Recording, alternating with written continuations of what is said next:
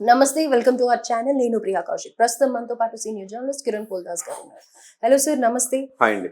Sir, Donald Trump president అయిన immediate గా తీసుకున్న డెసిషన్ లో మేజర్ గా ఇంపాక్ట్ చూపించేది భారతీయుల మీద అని చెప్తూ ఉన్నారు. ఎందుకంటే గ్రీన్ కార్డ్ హోల్డర్స్ కానీ అక్కడ వలసపోయిన భారతీయులకు కానీ ఇంకా రిటర్న్ వచ్చే ఛాన్సెస్ ఎక్కువగా ఉన్నాయి. ఏదైతే బర్త్ రైట్ కి సంబంధించిన గ్రీన్ కార్డ్ కి సంబంధించి సర్టిఫికేట్ ఇస్తూ ఉంటారో, అక్కడే ఉండొచ్చు అనేది ఉంటుందో, అక్కడ సిటిజన్షిప్ వస్తూ ఉంటుందో, అవన్నీ క్యాన్సిల్ చేస్తున్నట్టుగా తెలుస్తోంది. ఏమంటారు సార్?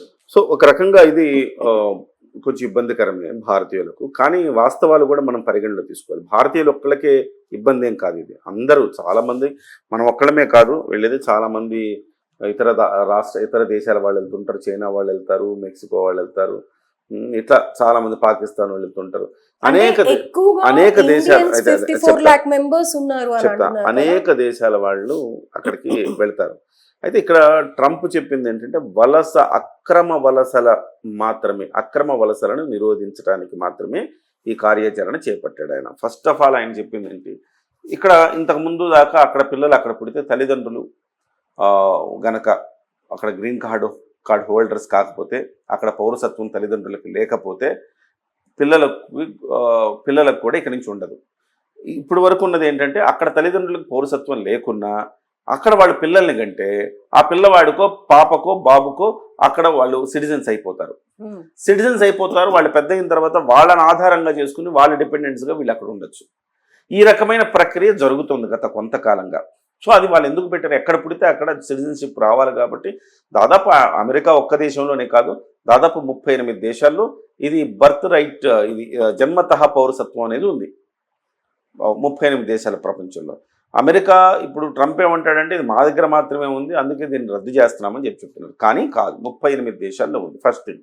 రెండవది, ఆయన రద్దు చేయడానికి ప్రధానంగా అక్రమ వలసలు నిరోధించడానికి రద్దు చేశాడు. ఇవాళ మెక్సికో నెంబర్ 1 అండి. అత్యధిక వలసదారులు మెక్సికో నుంచి వెళుతున్నారు. అక్రమ వలసదారులు మెక్సికో నుంచి ఎక్కువగా వెళుతున్నారు. ఆ తర్వాత ప్లేసు ఎల్ సాల్వడార్, ఆ తర్వాత ప్లేసు భారత్. సో మన దగ్గర నుంచి కూడా అక్రమంగా వలస వెళుతున్నారు. ఈ అక్రమ వలసలకు అడ్డుకట్ట వేయాలి కదా, అందుకే ఆయన ఆ నిర్ణయం తీసుకున్నారని మనం భావించాలి. ఇప్పుడు మన దేశంలోకి బంగ్లాదేశీయులు అక్రమంగా చొరబడితే మనం బాధపడమా?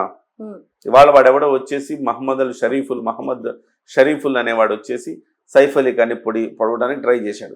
వాడు అక్రమ వలసగా వచ్చిన వాడు. సో వాళ్ళకి ఇంకా అలాంటి వాళ్ళు దేనికైనా తెగబడతారు. సో అవి నిరోధించకపోతే ఎట్లా? సో కాబట్టి మనలాంటి ఆందోళన వాళ్ళకుండదా? ఇవాళ మనకేదో కొంచెం పెయిన్ అవుతుందని మనం భావిస్తున్నాం. చాలా మంది మాట్లాడుతున్నారు ట్రంప్ చేసింది కరెక్ట్ కాదు, భారతీయులకు షాకింగ్ అని చెప్పేసి చెప్తున్నారు. అది ఎక్కువగా ఇండియన్స్ మీద ఇంపాక్ట్ చూపిస్తుంది అంటున్నారు. ఎందుకు మీరు అక్రమంగా ఎందుకు మిమ్మల్ని వెళ్ళమన్నారు అక్కడికి? మీరు కూడా సక్రమంగానే వెళ్ళండి. అలాగే జన్మతః పౌరసత్వం అనేది ప్రతి వాళ్ళ కష్టపడి అక్కడ ఎక్కువ సంవత్సరాలు ఉంటే ఆటోమేటిక్గా వస్తుంది కదా మీకు. సో ఆ రకంగా మీకు పౌరసత్వం లేకుండా ఏమి ఉండదు, వస్తుంది. కాకపోతే జన్మతః వచ్చే పౌరసత్వం, ఈ అంశాన్ని ప్రతిదీ ఉంటుంది ప్రియాంక గారు. మనకు టెక్నాలజీ కావచ్చు, చట్టాలు కావచ్చు, వీటిని మనం దుర్వినియోగం ఎప్పుడైతే చేస్తామో దాని విపరిణామాలను కూడా ఎదుర్కోవాల్సి వస్తుంది.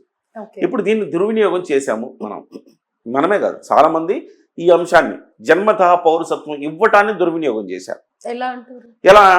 ఒకళ్ళు ఎవరు అమెరికా వెళ్తారు, ఉద్యోగం వస్తుంది, చదువుకోవడానికి వెళ్తారు, చదువుకున్న తర్వాత అక్కడే ఉండి ఉద్యోగానికి ట్రై చేసుకుంటారు, ఉద్యోగం వస్తుంది, ఉద్యోగం రాగానే పెళ్లి చేసుకుంటారు, అమ్మాయిని కూడా అక్కడ తీసుకుపోతారు, ఆడ పెళ్ళవంగానే పిల్లలు పుడతారు, పిల్లలు అక్కడే పుడతారు, అక్కడే కావాలని పిల్లల్ని అక్కడ పుట్టించుకొని వాళ్ళకి శాశ్వతమైన పౌరసత్వం వచ్చేలా చేసుకొని వాళ్ళ మీద ఆధారపడి వీళ్ళు అక్కడ ఉండేటట్టుగా చేసుకుంటారు. First thing.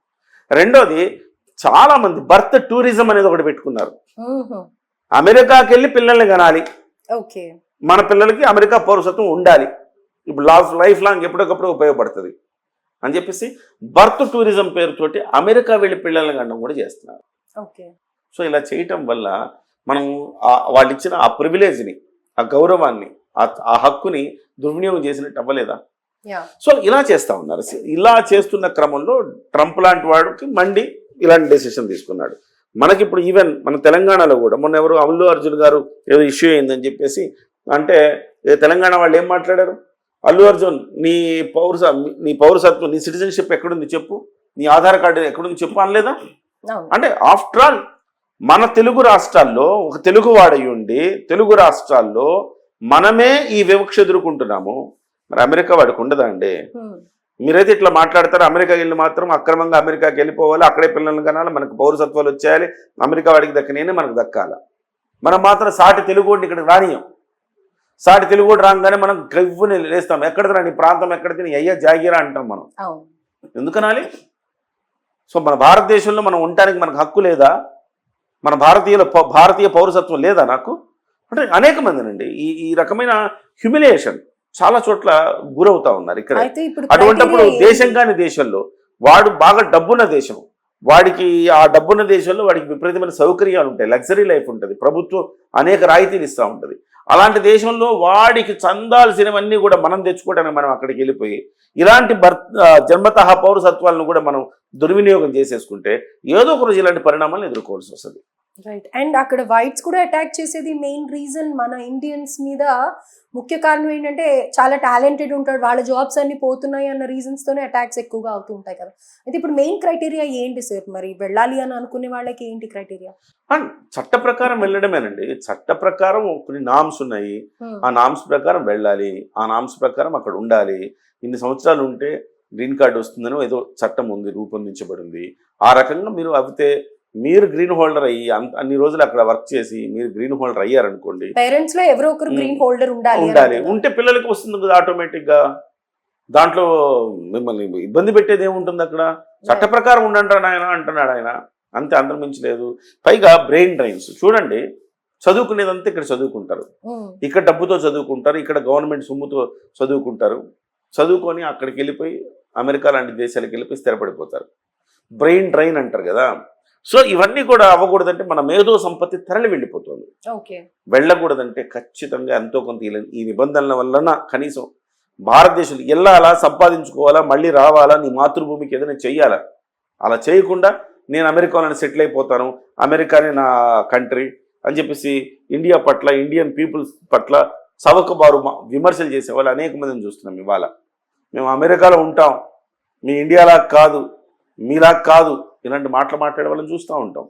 అలాంటి వాళ్ళకి అందరికీ ఇది చెంపపెట్టని నేను భావిస్తా ఉన్నా.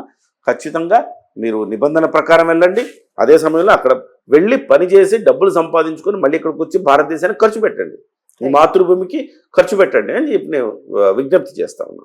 సో సార్, ఇప్పుడు ఎంతో మంది వెళ్ళిపోయి అక్కడ సెటిల్ అయిన వాళ్ళు ఉన్నారు కదా, సెటిల్ అయిన వాళ్ళు అండ్ రీసెంట్ గా అక్కడికి వెళ్ళిన వాళ్ళు కూడా ఉంటుంటారు కదా. మరి ఇది ఎప్పటి నుంచి ఇంప్లిమెంటేషన్ చేసిన తర్వాత నుంచా, లేకపోతే ఇక్కడ నుంచి వెళ్ళే వాళ్ళక ఎలా ఉండబోతుంది? ఇప్పుడు అంటే ఈ ప్రభుత్వం వచ్చిన తర్వాత నుంచి మాత్రమే ఇంప్లిమెంటేషన్ ఉంటుంది. గత ప్రభుత్వంలో ఎవరైతే అక్కడ పిల్లల్ని కన్నారో వాళ్ళకి పౌరసత్వం వచ్చేసినట్టే.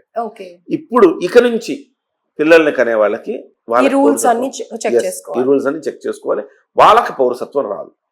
సో పాత వాళ్ళకి అదే ఇబ్బందికరం కాదు.